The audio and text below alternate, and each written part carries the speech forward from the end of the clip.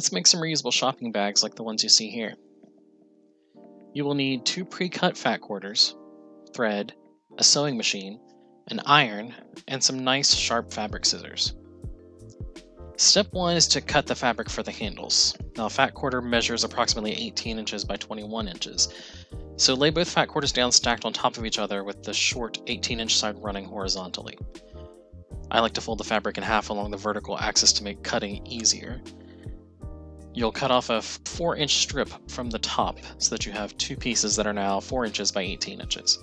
And then your 2 remains of the fat quarters should be approximately 17 inches by 18 inches.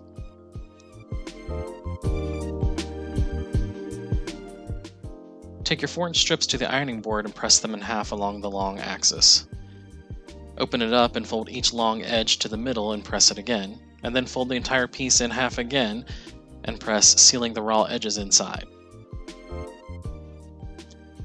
Take these pieces, which will be your handles for the bag, to the sewing machine and sew a 1/4-inch seam around all 4 sides, and then set these aside for later.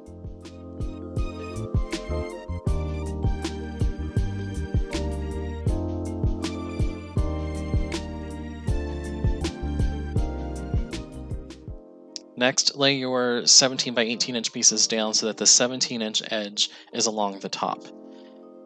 Place these pieces wrong sides together, and then cut a 3-inch square out of each of the bottom corners. You can either measure and cut this, or you can use a template like I'm doing here. This is what will help form the gusset of the bottom of your bag. Take these pieces to the sewing machine and sew a 1/4-inch seam down each side and across the bottom, leaving the top and the square gusset areas open.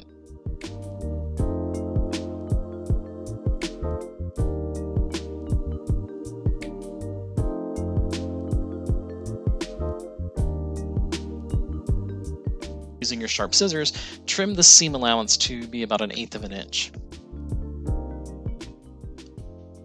Turn the piece inside out and press these seams flat. Then, with the wrong sides facing outwards, sew these same seams again, but this time with a 3/8 inch seam allowance. Turn the piece right side out again and line up your gussets, nesting the side and bottom seams together.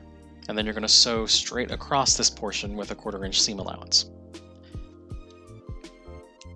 And then trim these seams.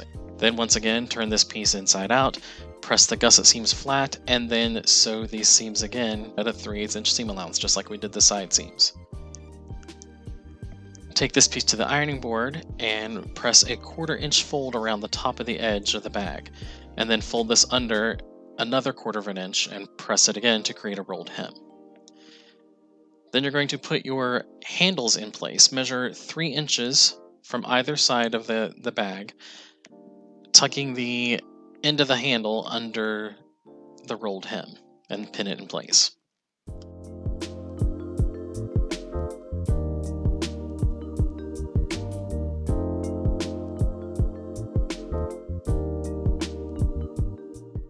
Flip the bag over and then do the same for the other handle on the other side. Sew around the hem to lock the handles in place. I like to stay as close to the bottom edge of the hem as possible. Next, fold up the handles and then stitch back and forth a couple of times to hold them in their position. Grab one of the bottom corners of the bag and the top near the handle. This will naturally cause a crease to form. Press this crease and then do the same for all 4 sides. Take this to the sewing machine and do a top stitch down all 4 of these creases. And then you're going to repeat the same for the bottom of the front and back of the bag.